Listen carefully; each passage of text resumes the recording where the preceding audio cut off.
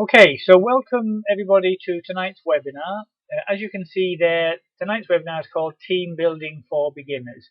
Now I know there's at least a couple of people on here for the first time, so I'll just kind of explain a couple of things. I record all of these, so I'll explain in a moment where they are all held, but if for whatever reason you lose the link or you just want to go back over anything that I go through, then I'll explain at the end where the recordings are and you can go and watch it again and so on. And also, hopefully you can hear me and see the slides, but I can't hear or see you. But feel free to type away in the chat box there. And I find it quite difficult to concentrate on the slides and look at the chat box at the same time. So if you ask a question, I probably won't answer it, but there'll be other people who may well know the answer. And right at the end, I always hang around for kind of 5 or 10 minutes. So hopefully if there's any questions that you ask that don't get answered during the webinar, I'll be able to answer them then. So this is number 4 in a series of 8 webinars that I run. I call it the Kleeneze Circle of Success. The first 3 there you can see were mainly about the retail side, about getting started, things to do in your first 4 weeks and building a customer base. Tonight's one and next week is about team building. So starting off with team building, and then next week about supporting new team members. And then the last 3 are kind of intangible bits of training that you might not think about initially. But actually they're really, really important, and they could easily have been right at the beginning of the training. It's all about setting your goals, a bit of personal development, overcoming things like procrastination and other things like that that might slow you down and stop you from succeeding in your new business. So hopefully there's something there for everybody. I do the webinars every Wednesday evening at 8 o'clock. The only exception is if for whatever reason it clashes with a meeting that I might be going to, or if I've got any kind of family event, then I might have to miss one. But normally I get round the whole 8 in about 9 or 10 weeks. But because they're all recorded, if there's something particularly that you're interested in, so for example, if you were interested in number 3, building your customer base, you can go and watch the recording tomorrow if you want to do. You don't have to wait 9 weeks to get to that one. Okay, so tonight in particular we're talking about team building for beginners. And I really like this one because a lot of people join Kleeneze and start up their own business at the beginning just for an extra kind of £50 a week doing the retail side, and they don't really think about, would I like to become a team leader? Would I like to introduce other people to the business? So I really like to just share this with everybody, just so that you know what's available, even if at the moment you might not be planning it for yourself. So what I'm going to be covering is, firstly, do you have to build a team? And secondly, should you build a team? Then, if you decide you are going to, what tools do you need? I'm going to talk a bit about how to get started, and there are some fantastic ways to get started now. I'm also going to talk a little bit about rods in the pond, and if you don't know what I mean, bear with me on that. Hopefully it will all become clear. And then what to do when you get somebody who might be interested in earning some extra money, and what do you send them, and how do you get to the point where they will say, yes please, I'd like to give you my money and become one of your team members. Because that's always quite exciting. So, first question, do you have to build a team? And that's an open question for the audience actually. Can I just ask everybody, when you're with your knowledge as you are now, do you think you have to build a team in Kleeneze? What do people think? No. Sophie says no. Lots of people. Good. And you're all absolutely right. There are lots of examples of people who have a very comfortable income just delivering their catalogues, building a customer base and servicing their customers. You don't have to build a team. However, and as I said then, in fact, I remember Sue, my sponsor, saying, I think at the time, and it's probably still true now, 80% of distributors don't team build. So if that's the case, it's important to know though that you can team build if you want to. And actually what often happens is you can become what I call an accidental team builder. It happened to me. I remember one of the first areas I was delivering catalogues to, I delivered an order to a customer a week later I got a call from her husband because I'd pop a little slip in the catalogue saying, catalogue deliverers wanted or something like that, saying, are you looking for anybody in our area? So I didn't have any idea what to send to him or anything like that. I wasn't really looking for a team member, but just in with my catalogues, even if you don't include slips, it says that we're always looking for people. So knowing that you can is important, because if you then just sent that person to head office and said, oh yeah, if you ring head office, I'm sure they'll help you out, that person might join in a different team.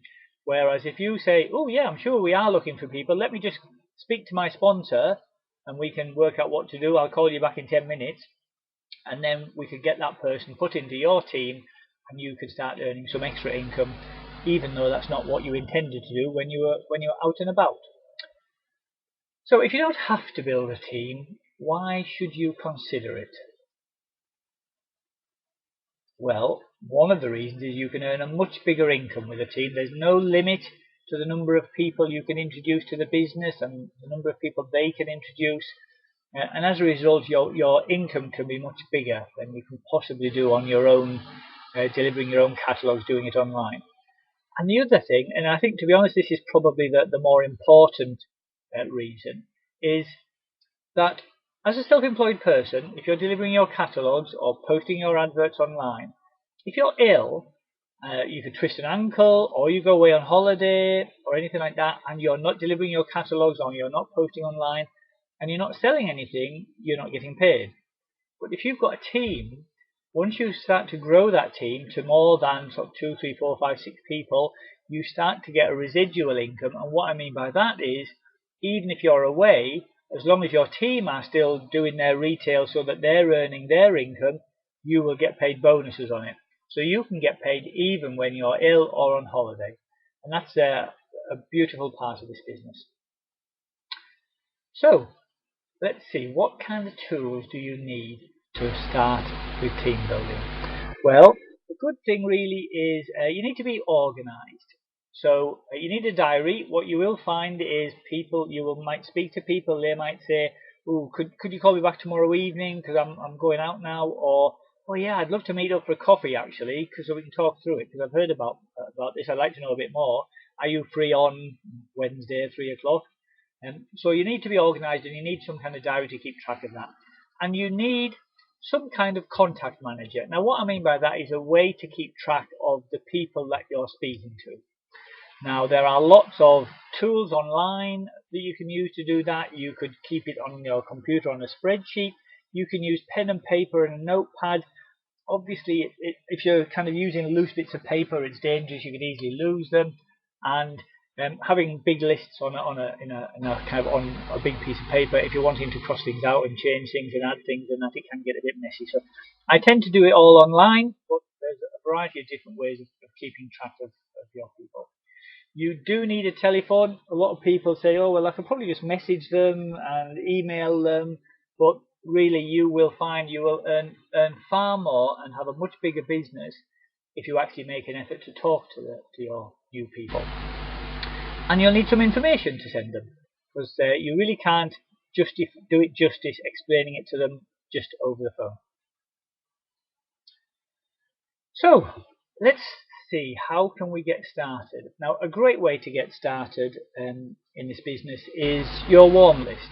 So the first place to get started that I would recommend is just make a list of 10 people that you know, and this can be friends on Facebook. Go through your Facebook friends list, look through your mobile phone. You've probably got hundreds and hundreds of contacts in there, people you didn't even know you were still friends with.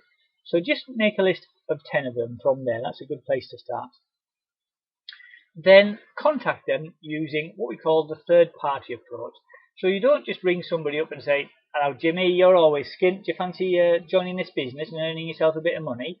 Because chances are they're going to get a bit peed off that you're telling them they're always skint.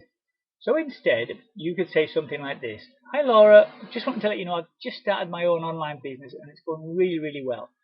Who do you know that would like to earn some extra money working from home online? That's obviously with the Facebook side of things, that's going really well at the moment. And that's a great, just a little kind of icebreaker. If you haven't spoken to them for a while, you could just sort of say, hi Laura, sorry to message you out of the blue.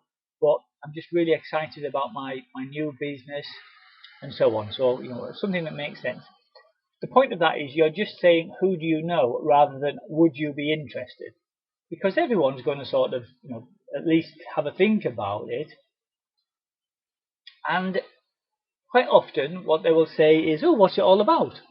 And so I'll explain in a moment what we do when they do that.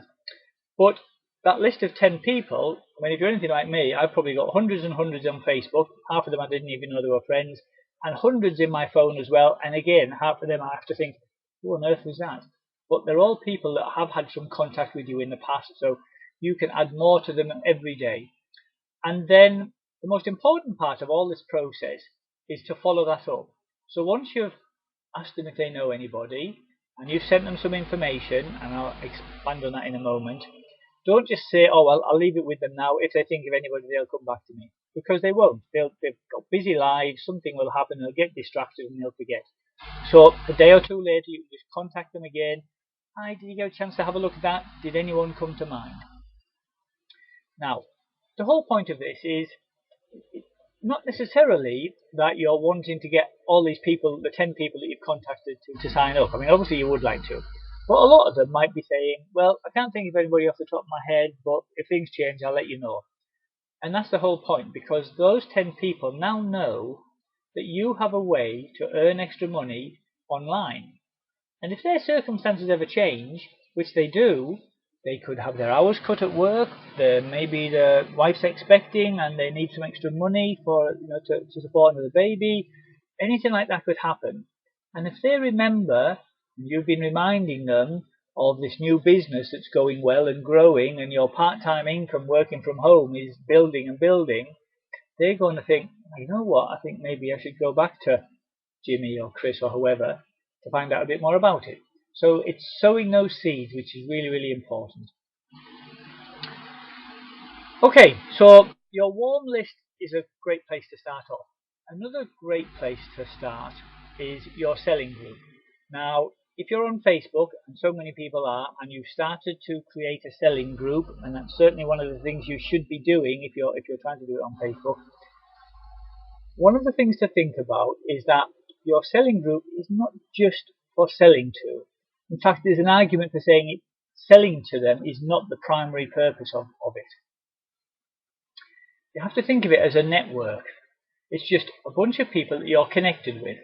They may be people who are interested in buying from you. They may be friends of those people. They may be friends of people, but it's a network. You want to build it as big and as quick as you possibly can. When we were first starting off doing this, I was just thinking, well, I only want to sell to people who are local to me. So I'm only going to advertise it in local groups, and I'm only going to ask people to add people to the group if those people are local.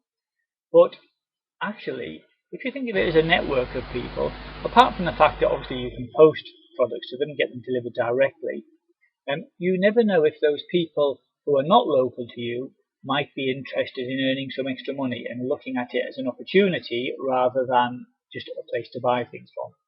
So the way to build your group quickly is firstly to ask your friends to add their friends, and secondly to promote your group in all of the local groups that you're joining. So as part of the selling process, you're advertising products in local groups. You might just be promoting your group, saying, come and see all the goodies that we've got in local groups as well, and that will get people to join. And competitions where you're offering a prize, and it can just be a little £10 voucher to spend in your shop, or a small a product, one of the products. The Christmas ranges are all going really well at the moment. Using a little competition like that, get friends. People will then add their friends, and the competition is simply the person who adds the most friends wins the prize. And if you give them a week and you do a countdown to it, and that, it can generate quite a bit of momentum. And my group at the moment is approaching 3,000, and only 2 weeks ago it was just over 1,000, and it's just kind of built up quickly by having competition. So that's a great way to do that. And then you can repeat that, because you might think, well, once I've run a competition once, everybody who's in there who wanted to enter will have added their friends anyway. But obviously there's anybody new who's joined, and all of the people who were added in that first competition can then join the second competition. So you can repeat this over and over again. And then the knock-on effect of that, so this wasn't all about selling, this is about building your network. What you can then do, and I wouldn't recommend you do this all the time, but maybe once a month, something like that, just put a little post up saying something like this. I'm just curious if anyone out there would like to earn some extra cash just by advertising some of the stuff in this group. This is what I earn. So one of the things that you need is, if you can see there the picture of the check. For those of you who are very new in the business, when you hit your first bonus, which is about £780 worth of orders in a period, Kleeneze sends you a sample check, which basically is, this is how much you've earned combining your bonus and your commission. And that check is a fantastic tool to show people what you can earn in your first few weeks. So in this example, I said, this is what my friend Hayley earned in her first few weeks. Please comment below or message me if you're interested. And you'd be amazed. You might look at this, if you've been in the business for a little while and you think, oh, well, a check of £192, that's not going to kind of, buy me a new Ferrari or anything. But for a lot of people, an extra 50 quid a week would make a huge difference to them. And this is just an example. I did exactly what I've just said, and you can see it's a bit small here, but basically all of these comments that you can see underneath that check are people saying, can I have some information, please? Yes, please, can I have some information? Oh, yes, please, can I see it as well? And so I can't remember how many there was there, 10, 12, 13 people within a few hours asking for information about earning some extra money. So what do we think about this? Well, firstly, these leads are free. It took me almost no effort. Literally, it was copying and pasting a picture, sticking it in my Facebook group. Literally, Sunday morning in your pajamas job. So took no time at all. It cost me absolutely nothing. And the beauty of these leads are, firstly, they have Facebook. Otherwise, they wouldn't be in your group. Secondly, they can see the evidence of how it works because they've seen the shop. They're in your group anyway. They can see that you're selling products. They can see people commenting on those products and buying them. So everybody who's asking for information has kind of got an idea of what it's all about anyway. It's not somebody who says, I didn't realize it was that. No, I'm not interested. You never get that. So these are good quality leads.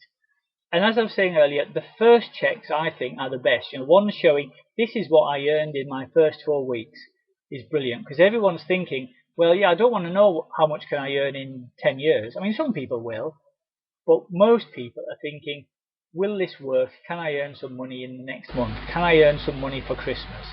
So that's really, really important. Okay, so that's kind of, it gives you a bit of an idea of the warm list and your selling group, which I think are, at the moment, the first two places you should be looking. But on top of that, there are lots of other areas, and we talk about fish pond activity.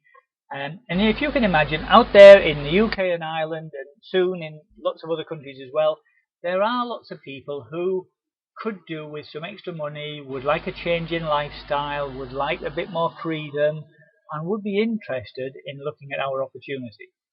So if they're all fish out there, one of the ones I wanted to ask, one of the things I'd like to ask you as a question is, if you've ever seen any serious anglers at the end of the pier or on the beach, how many fishing rods do they use? Now, when I used to fish, it was like a piece of bamboo, a piece of string, and a curtain hook at the end, and I never ever caught anything. But the serious anglers, any ideas? Anybody a bit of a fisherman? Yeah, Chrissy, 3. I think that's probably not far off. Andrew and Amanda, as many as they like, 3, 4. Yep. The point is, they don't just use one. Yeah, thanks, Rick. Not far from me. I could go to the beach, do a bit of fishing. So we talk about different rods in the pond as being different ways of finding people that might be interested in earning some extra money. So I've already mentioned 2. Your warm list and your Facebook groups, the 2 that are up there.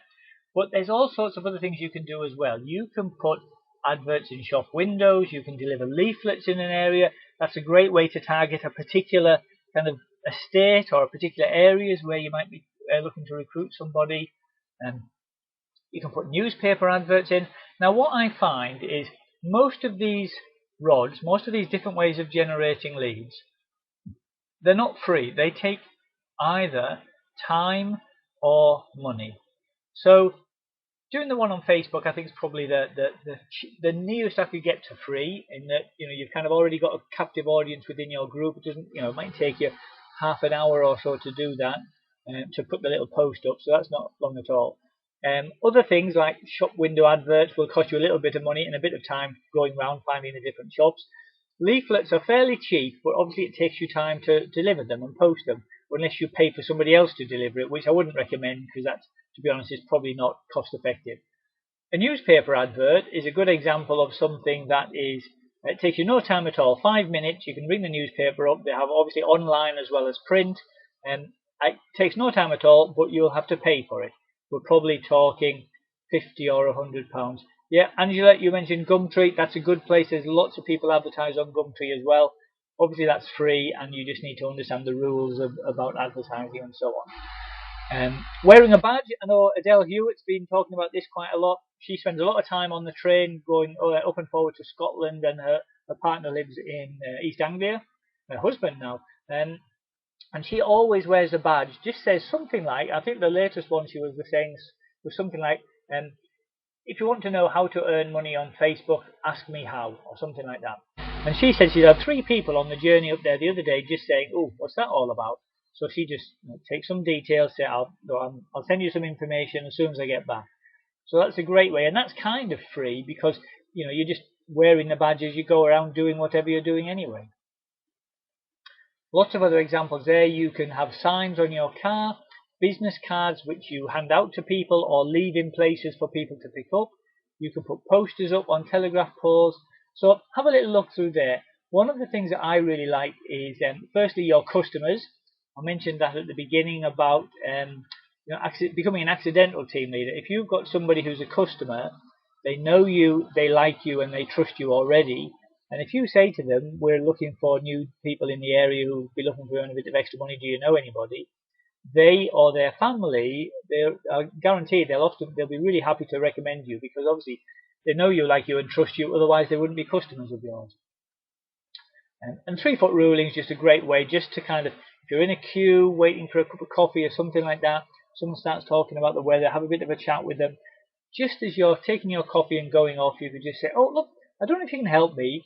I'm just expanding my business in the area. I'm just looking for people who are looking to earn a bit of extra money. And then either give them a card, or if they say, oh, yeah, I might be interested in that, then obviously you can take some details from them.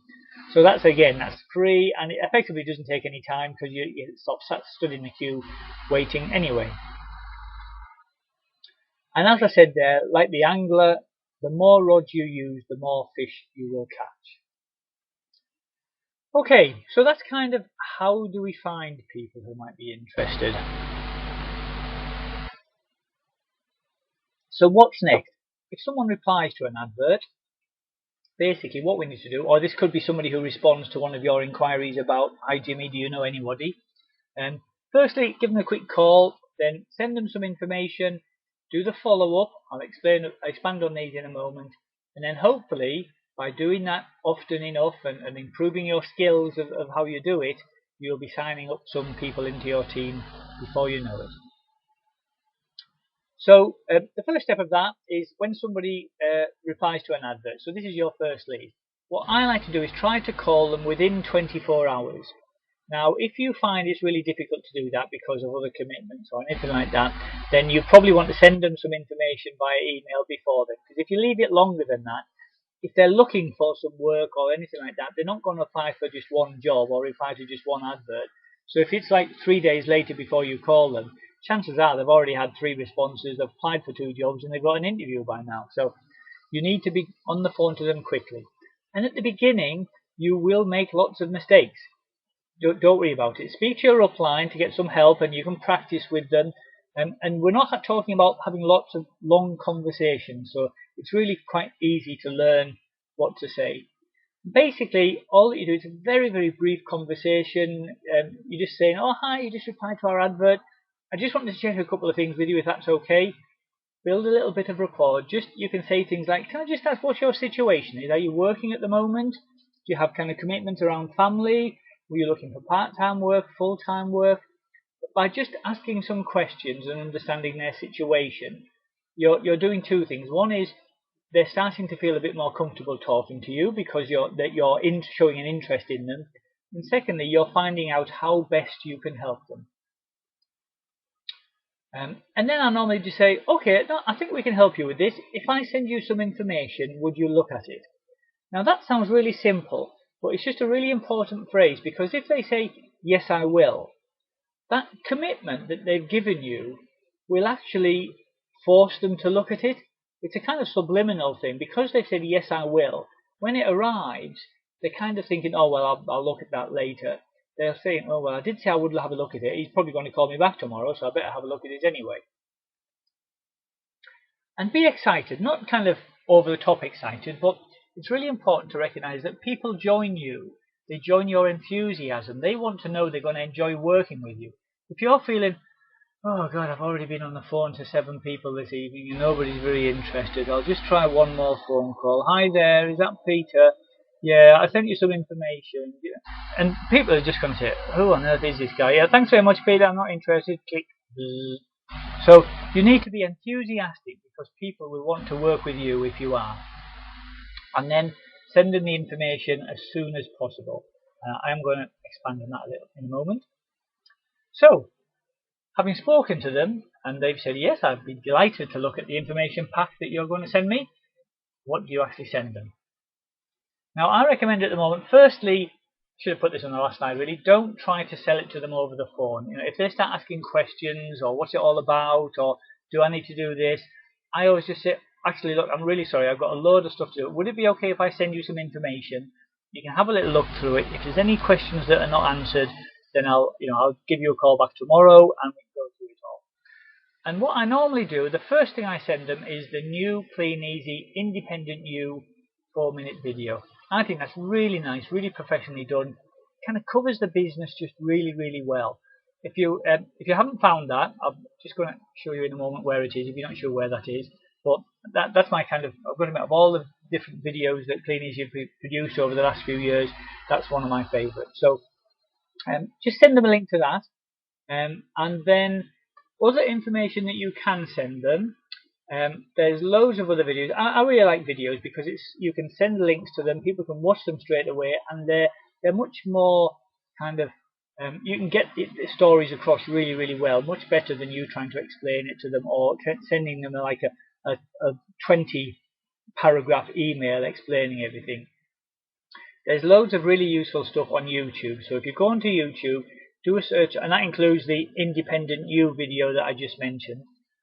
Do a search on Kleeneze HQ and you'll see lots of videos in there. There's a range of videos called It Works, which I think are really, really well as well. They're just little testimonials, short 2, 3, 4-minute testimonials from, there's about a dozen altogether, different distributors in the company, just explaining their story.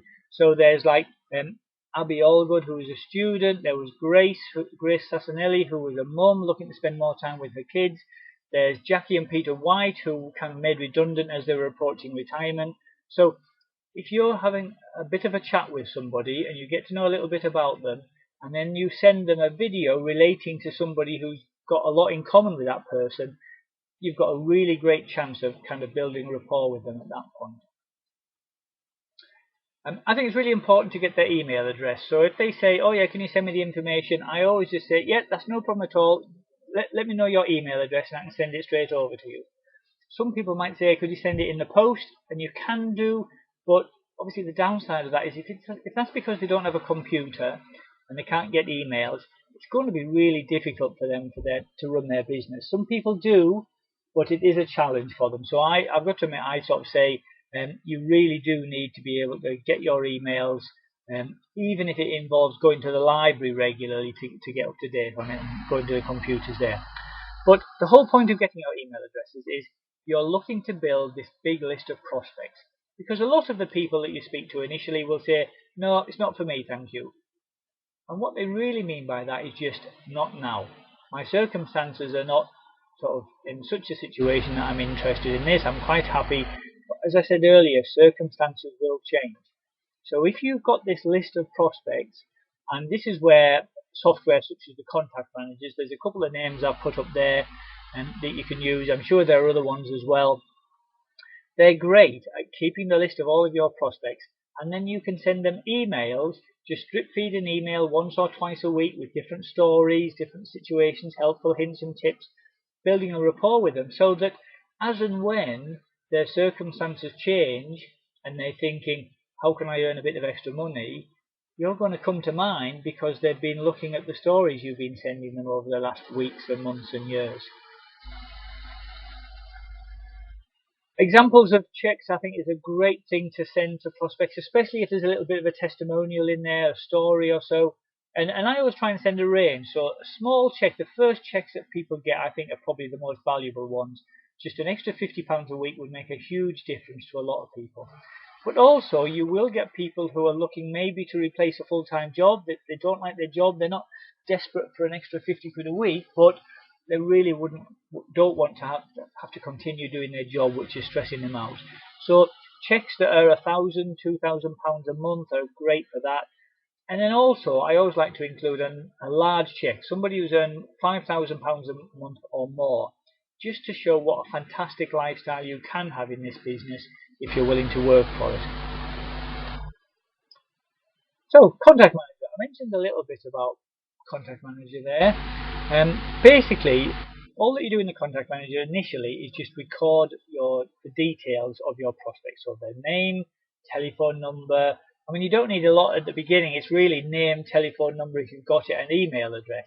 But also, you can use it to keep track of your conversations with them. So, what the current status is, any useful information you've gathered about them, if they're a single mum or approaching retirement, or whatever their situation is. And then just the system will keep track of when you contacted them. If you've made a phone call and you've agreed to call them up again next Wednesday when they've returned from holiday or something, then you can make a note of that and keep it all in this contact manager. So it's really useful to keep something like that, to have something like that together. Excuse me, I'm just going to grab a quick swig of tea.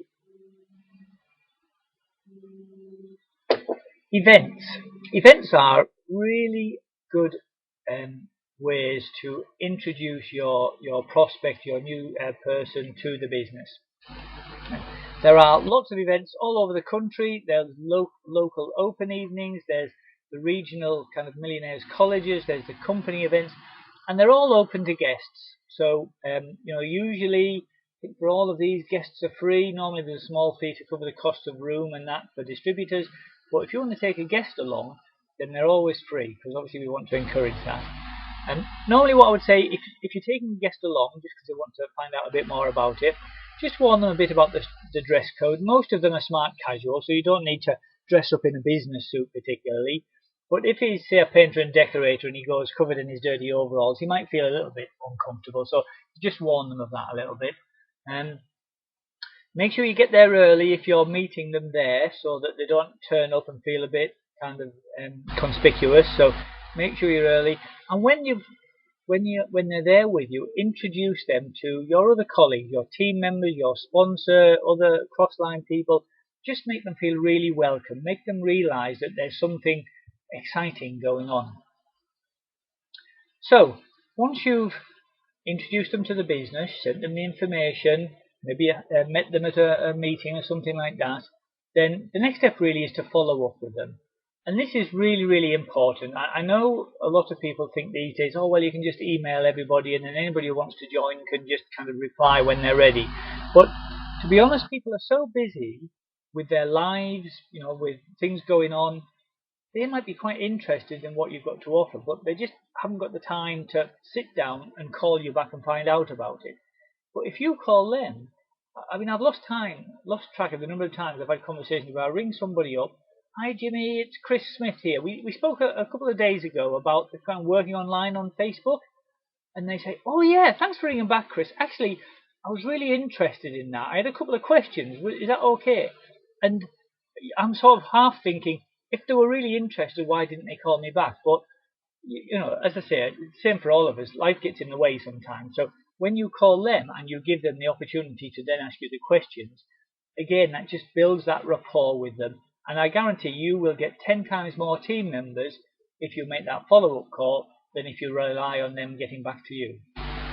So just give them a quick call, And it really is just very short. Just what did you think? Did you get a chance to have a look at it? And then let them talk. Don't try to convince them about this fantastic opportunity. The tools that you just sent them, that's what they're for. So let them talk. They might have some questions. They might say, oh yeah, I could really see how that would work. They might have some objections. They might say, the only thing is I'm not sure that would work around here for me. I don't really use Facebook. I would be quite interested in the catalogue side, but I think there's already somebody around here that does it. I mean, if you've been in the business for a while, you will have heard that. And I always say, I mean, to be honest, that's one of my favourite objections, because I always say, I know exactly how you feel. And to be honest, when I first started that, when I first looked at it, I felt the same. But what I found was my sponsor, who lived literally just round the corner, she'd been delivering to houses near us for ages, but she was just delivering to her regular customers now. So I just delivered to the same streets that she'd delivered to, a year, 2, 3 years earlier, and I picked up lots of customers in between hers on the same street. Because a lot of people don't realise how it works. They think, well, if there's somebody in my area, you're not allowed to have anybody else in that area. So sometimes it's not that they don't want to do it, it's just that they don't understand how it works. So that feel, felt, found is a great way just to help people overcome those objections themselves. But it is important that you don't try to persuade them to join. They really need to decide for themselves. If you kind of say, oh no, don't worry, that'll be fine, there won't be anybody in your area, and I'll come round and I'll help you put the catalogues out, and then I'll help you pick them all up again, I guarantee that the first time something goes wrong or there's a bit of a problem, they're going to just blame you and say, oh, you told me it'd be fine, I knew it wouldn't work, and then they'll quit. But if they decide for themselves, if they say, oh, you know what, I think I could have a go at this, because I could fit it in around that, and I could do that, and Susie could help, when she's off work. So, yeah, and then they convince themselves, and then they're much more likely to work with you and persevere and build up a good business having done that. So, once you've done that follow-up, and again, you're going to find that a lot of people will say, oh no, it's not for me, thank you, and that's absolutely fine. At some point, you'll get somebody who says, yeah, I think I'd like to do this. What do I need to do next? And so you then sign up your first distributor, which is really, really exciting. Now, at the beginning, you might think, oh my goodness, I have no idea what to do. So that's where your sponsor can help. Whoever brought you into the business obviously knows how to do it because they brought you into the business. So they can either go through it with you, or they could sponsor your new team member and put them in your team and show you how to do it. So don't let that stop you. Just make sure you speak to to your distributor, to your upline, sorry. And when you are doing the actual sign-up process, it doesn't take long, but always do it with them. It's easy just to send an email to them and say, there you are, just fill in all the bits, you'll be fine. But you never know if they get worried about something, or they read the small print in the terms and conditions and they're thinking, oh, I'm not sure about this now, and then they quit. They kind of come out of it, and then you try and contact them and they're nervous about speaking to you again, so they never answer and you lose them. So just do the sign up with them, either face to face if they're local and you can sit in front of a computer together, or on the phone. And it's really, really easy now. It's literally 10 minutes plus any questions. If you don't do that, you will lose a lot of them. So it's really, you've done all the hard work to get them to this point, so don't lose it. You can anticipate a few questions. People might say, oh well, when would my catalogues arrive if they're starting with that kit, or when will I be able to start advertising on Facebook? So those are the sorts of things you can often anticipate that they're going to ask. And then just welcome them to the team. Make sure hopefully by then you've got an idea of what they want from the business. Are they just looking for an extra £50 a week, or are they looking for some serious money? Because the next stage, when you're starting to support them, that it makes a big difference to what information you send them, what training you recommend, and so on. Okay, what are we doing for time? Gosh, 22. So 40 minutes, guys. I've been waffling on. I do apologise. I like to try and get these through in half an hour, but there's quite a lot in that one. This is what we've been through tonight. Hopefully you should know by now that it is worthwhile building a team. It's not particularly complicated. You can get started very easily on Facebook or with your list with your mobile phone. There's lots of other ways you can do it. Hopefully you've got an idea now of what to do when you do get somebody who might be interested, what information to send them, and how to follow up. This obviously doesn't give you all the details, so please speak to your sponsor and your upline if you want a bit more information about any of those bits. But I'm happy to hang around for 5-10 minutes or so to answer any questions anybody's got. Next week we'll be talking about how to support those new team members that you just signed up. Right guys, I'm just going to